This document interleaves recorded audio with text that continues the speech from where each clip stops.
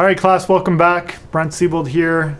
Very excited to be getting into the weeds of the tactics and strategies involved with this messy process of bringing something brand new to the world. This is innovation. This is entrepreneurship. It's exciting. It's creative. It's sweaty. It's dirty. It's messy. We're making a lot of assumptions. We're running experiments.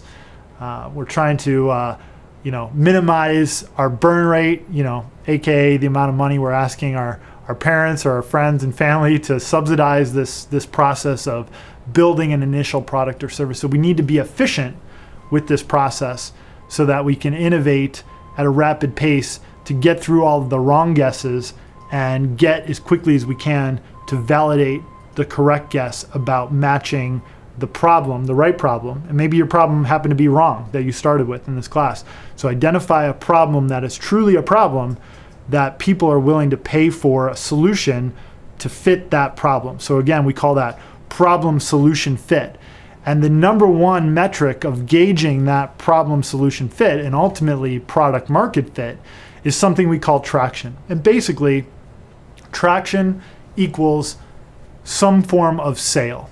Meaning, if your innovation is truly an innovation, it should have value. It should be unique, where it should be making the end user or the payer's life somewhere on the level of 10 times better than the status quo or the way it was, the painfulness of what it was before you came into their lives to help make their lives better. This is Dave McClure. I just want to kind of reinforce the fact that traction, aka getting an exchange of value from the end user or the payer coming to you, and you're shipping your value to them, your product or service to them, that's an absolute key component to success in the realm of entrepreneurship and innovation. Again, this is not greedy capitalism here I'm talking about. If you all are creating something truly valuable as a team in this course or in your lives as an innovator outside academia or inside the world of startups or corporate America, if you're truly creating something valuable, it should be worth something to somebody. If it's not worth something to somebody, it's not valuable. So if we're going to create value, we need to get value in return. So we call that, in general, traction.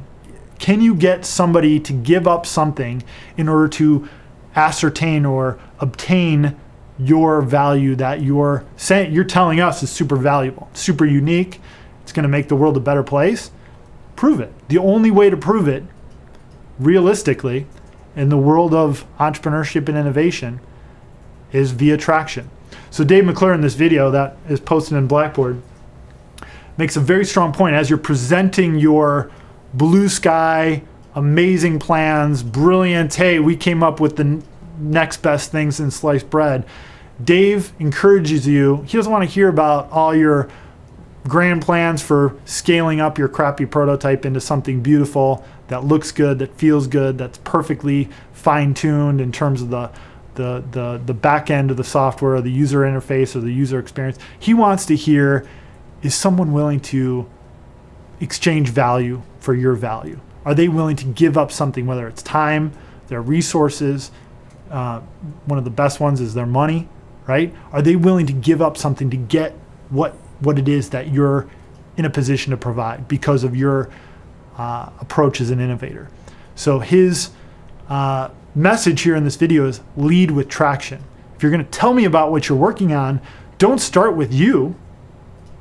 You're an actor in this equation. Start with Sarah, who I introduced to you when we were talking about the competitive analysis. Tell me about the person that's already committed to giving up something of theirs. In Sarah's case, it was her email address, and she said, as soon as your app is built, I'm going to be the first one to download it, right?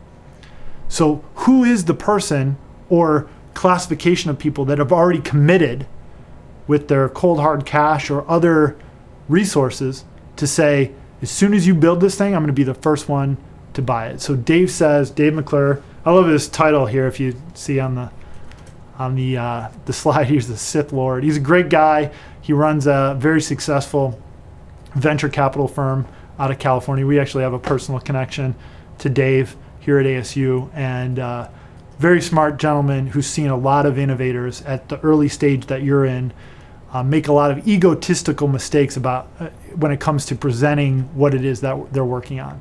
So take a tip from Dave and lead with traction. So one of the key takeaways here, especially for you engineers in this class, is that you should be spending an equal amount of time developing your customer, making sure that the customer is willing to part with their resources in order to gain access to your value.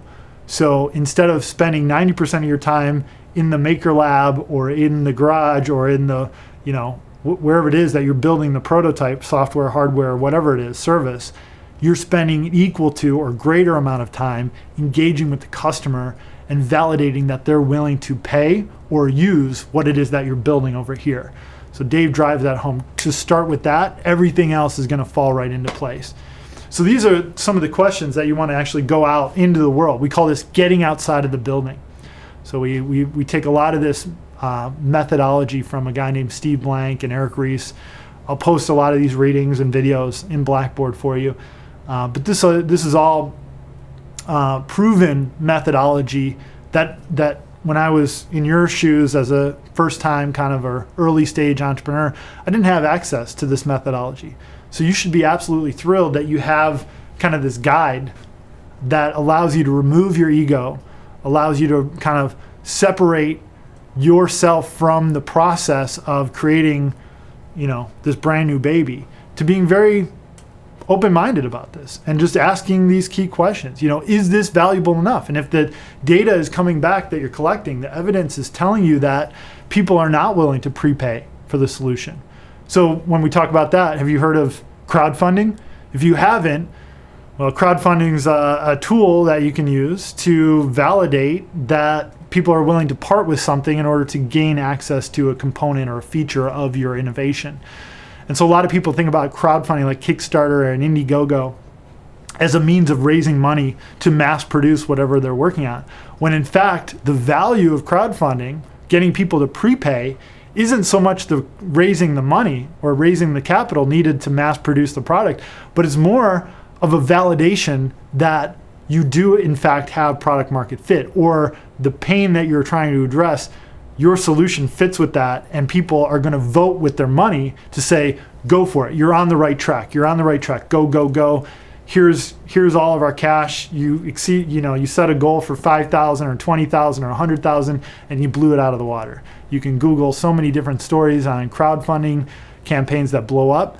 For everyone that blows up and that validation happens, there's 10 more on a 10-to-1 ratio that get invalidated. So it's a great tool that you have access to that a lot of us, Eli, myself, did not have access to early in our careers. So use that to identify, are people willing to prepay before it's even built? Are they willing to put down a deposit? Are they willing to provide a letter of intent? Are they willing to give up their time to go through a test run with you, to come behind the curtain? So in the back room, you're producing the product. You want to invite those people back there to give their input in real time, but time is money.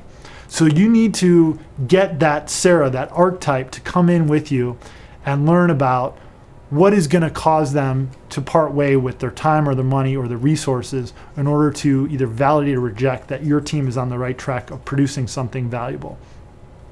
It's a great book. There's actually a web link with a kind of a synthesized summary of 19 methods your team can employ to basically, market or develop the customer simultaneously with developing the product. So again, to wrap up this lecture here, traction is absolutely fundamental at the earliest stage of innovation. If you can't demonstrate that people are willing to give you value in exchange for the value that you're hypothesizing on literally day one, and that's going to be a requirement of this course, you got nothing. Pivot, move on to the next problem solution, because if you can't prove that, there's no sense in spending the next 7 weeks building something that nobody wanted in the first place, right?